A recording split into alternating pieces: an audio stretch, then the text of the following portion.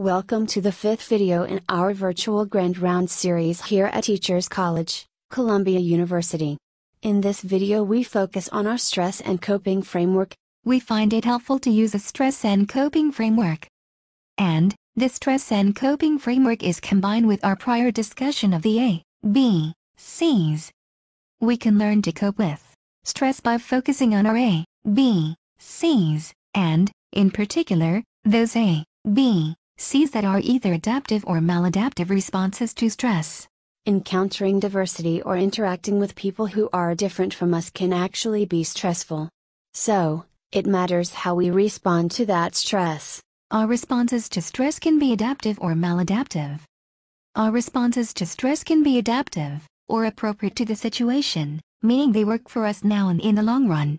Or, our responses to stress can be maladaptive, and not appropriate to the situation. This means our responses do not work very well for us, nor in the long run. For example, there could be negative consequences that follow from a maladaptive response to stress, perhaps having a negative impact on the rest of our lives. Let's consider some examples of adaptive responses to stress, and then compare them to some maladaptive responses to stress. We can return to the concept of the A, B, C's and start with the letter A. A stands for effects or emotions. So, we can speak of adaptive effects, or adaptive affective responses to stress. Because they are adaptive, they are appropriate, or work well as a way to cope. Examples of adaptive affective responses to stress are feeling calm, or using humor and laughing and feeling joy from laughter, or feeling love for the person who is testing our nerves, or feeling empathy for the person who is testing our nerves. Maybe the person testing our nerves just does not know any better, perhaps because of how they were socially conditioned, or brainwashed into believing certain negative stereotypes. Maladaptive affective responses to stress, or maladaptive feelings could also be triggered by stress. They are maladaptive because they are inappropriate, or do not work well as a way to cope, perhaps leading to more negative consequences. Even consequences that could be devastating for the rest of our lives. Examples of maladaptive affective responses to stress are going from feeling annoyed to getting very angry, or going from feeling sad to getting very depressed, or going from being concerned to becoming very worried, or full of fear. We are especially concerned about any emotional response that also involves wear and tear on our bodies, because we enter into a state of physiological arousal. Such maladaptive affective responses to stress are to be avoided. Now, let us turn to the B in our A, B, C's. B stands for behavior. So, we can speak of behavioral responses to stress. Examples of adaptive behavioral responses to stress include seeking out social support. Seeking out social support is a very important way to cope with stress. For example, you might take action and engage in the adaptive behavioral responses of seeking out social support by texting or telephoning a positive and optimistic friend. Then, you can talk about what happened that was stressful. Other examples of adaptive behavioral responses to stress are walking away from the situation, or engaging in self-talk that is positive. Here, you talk to yourself and tell yourself how to look at the situation. Or, you go for a jog or exercise. Or, you sit down and do some deep breathing to calm down. Or you start to pray. Or you meditate. Those are all good examples of adaptive behavioral coping in response to stress. Examples of maladaptive behavioral responses to stress are very different. Like becoming violent, punching a wall, or beating someone up, or shooting someone with a gun. Or, cursing someone out, or getting loud and yelling. All of these are maladaptive behavioral responses, or are not appropriate, or do not work because they can make things a lot worse in the long run. You could end up fired from work, or arrested, or in jail. Let us turn to the C in our A, B, C's. The letter C stands for cognitions. Remember, cognitions are thoughts, or even images. So, we can speak of our cognitive responses to stress. Examples of adaptive cognitive responses to stress are saying things aloud, like making a positive, assertive verbal response. For example, saying to someone, "What is going on right now is not acceptable." we will have to talk about what just happened once everyone calms down. Or, saying something to yourself like, I am calm, centered and balanced. I am calm, centered and balanced. I am calm, centered and balanced. This could also be thought of as positive self-talk, or repeating an affirmation. Adaptive cognitive responses to stress can include spiritual coping, like saying to yourself, let go and let God, which comes from the 12-step group tradition, such as Alcoholics Anonymous groups. Another example from that tradition is saying to yourself, it's all good. This is a way to cognitively reframe what is going on, or to see things in a different light. Instead of seeing something that just happened as bad, one may assert, instead, that it's all good, even if you cannot see how it is good when it has just happened. In a similar manner, an adaptive cognitive response to stress could be saying to yourself, this is a blessing in disguise. Again, even if you cannot see the silver lining in the cloud until much later. But, you say, this is a blessing in disguise as a way to cope with the stress of what just happened. Again, you might not understand how it is a blessing in disguise until much, much later, perhaps only after an hour or two of talking about it among members of your social support network.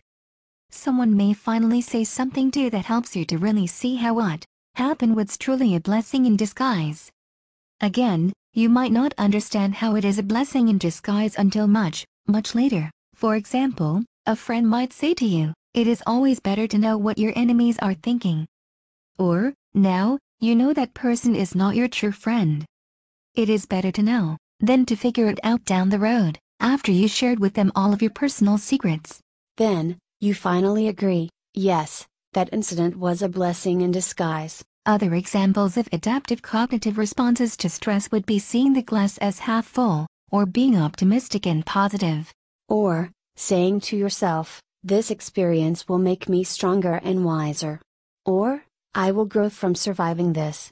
Maladaptive cognitive responses to stress are also possible, but they can make things much worse in the long run. Examples of maladaptive cognitive responses to stress are seeing the glass as half empty, or having negative or catastrophic thoughts. Thoughts like, everything is going to get worse, my whole day is ruined, my whole life is ruined, I can't survive this, I am losing my mind, I am going to kill myself, I am going to kill that person, or, they all deserve to die. All of these thoughts are to be avoided. Clearly, such maladaptive cognitive responses to stress will make things much worse in the long run. It is said that our thoughts create our reality. Or what we think today might actually happen or come to pass by tomorrow or next week. So, such maladaptive cognitive responses to stress might lead to everything getting worse, or to having one's whole day ruined, or to having one's whole life ruined, or to a suicide or homicide, or mass death. That is why taking action or behavioral coping can be so important. The adaptive behavioral response of seeking out social support by calling or texting a positive and optimistic friend can be a vital action step. And, remember, it should be a positive and optimistic person that you reach out to. Do not call that person who you already know is negative and complaining. They will just start complaining about how their day was just ruined, also. Or, they might encourage you to take a negative view of what just happened, or, they might encourage you to take a negative action that will make it much worse. Reaching out for social support is vital when you have a positive and optimistic person you can communicate with. They can help you cope with stress. Or, you can seek out counseling, call an emergency hotline, or talk to a psychologist or psychiatrist, even one available online. Or, you might need to go to an emergency room to talk to a psychiatrist. It might be time for an emergency psychiatric hospitalization, which is better than hurting yourself or hurting other people.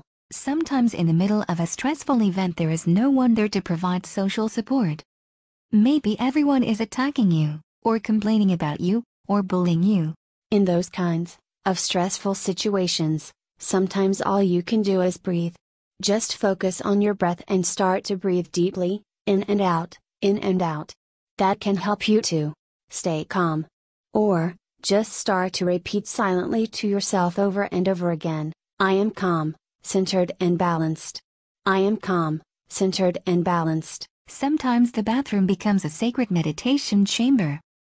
Sometimes our only way to cope is to walk away from the situation and go and sit on the toilet, in the bathroom. In the privacy of that sacred meditation chamber, we can repeat to ourselves, I am calm, centered and balanced. I am calm, centered and balanced.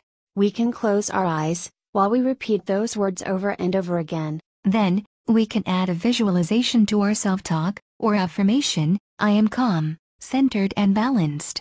Visualize yourself sitting on the beach, or in a garden, or on a mountaintop looking at a sunset or sunrise. Or see yourself sitting in any beautiful place where you feel calm. Holding these beautiful and peaceful images in mind are all adaptive ways to cognitively cope with stress. Remember, cognitions can be thoughts or images. So, this is how we combine the stress and coping framework with our prior discussion of the A, B, C's. The goal for all human beings is to learn how to cope with stress in ways that are adaptive, affective, behavioral, and cognitive responses to stress can make all the difference in our lives. As we shall see in the next video, our LGBT and MSM patients experience stress. We can use what we learned in this video to teach our patients how to cope with stress. And, as we shall see in another video to come, as healthcare providers, we also face a great deal of stress. This includes the stress of having to learn how to respond to those who are diverse and culturally different from ourselves. Yes, encountering diversity or those who are different from ourselves can be stressful. So, as healthcare providers, we can see ourselves watching this virtual Grand Round series as a way of reaching out for social support for how to cope with patient diversity. Here, you can learn how to only respond to that diversity with adaptive coping responses. Let us remember what we learned in this video about how to engage in adaptive, effective, behavioral and cognitive coping responses. This is all a part of our learning new set of A, B, C, so we are making progress on the road toward being culturally competent. This material also represents the pursuit of good self-care for those of us who live stressful lives. We look forward to you joining us for the next video.